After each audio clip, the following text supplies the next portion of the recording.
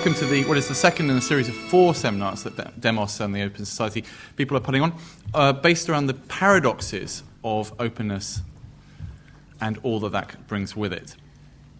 Today, the magnificently Gothic title, Through a Web Darkly, Does the Internet Spread Democracy or Ignorance, or any variants thereof? As the internet becomes more and more personalized based on our own interests, and based on our previous internet searches, and based on our previous interactions with our friends, we tend to consume more and more information that already agrees with us. Thus, in a sense, when we search for political information, we often because of algorithms, because of the role that search engines, social networks, and various other intermediaries play, we tend to be directed to information that is already based on the interest we have expressed in the past. And as you may know, there are more and more critics, I think, who are pointing to personalization as one of the big dangers of the web. And I agree with some of their criticisms. I think that there is definitely a danger in over-personalizing the web, particularly when it comes to reading news and reading about what's happening. And yes, it's possible to get stuck in your own local bubble. But I think on many other issues, the critics probably have gone too far.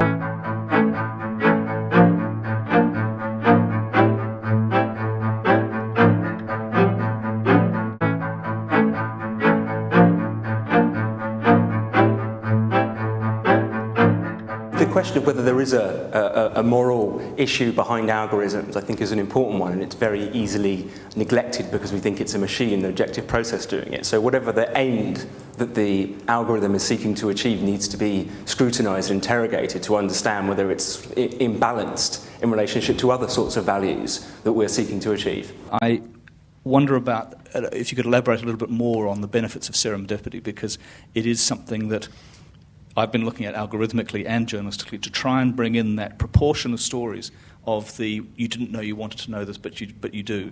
And I think it's a very, very interesting concept and very easy to do, both algorithmically and with a little bit of extra editorial influence on top of that as well. I'd be interested to hear a bit more about that.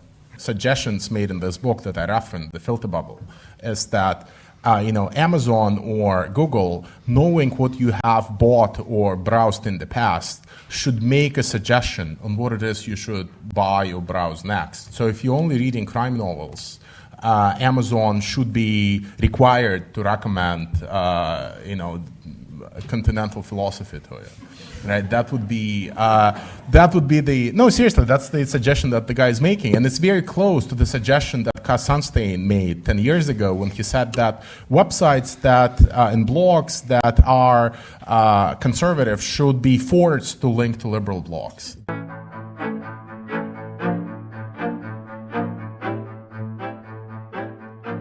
One of the most telling things about the story of radio in the United States was the way that the monopoly case was made and executed in the name of the people. The Bell Corporation said, well, we can offer people an excellent standard of service, reliability, guaranteed prices, none of this, sort of cowboy stuff, none of these people down in the Southwest literally nailing wires into fence posts across the prairie, none of that rubbish.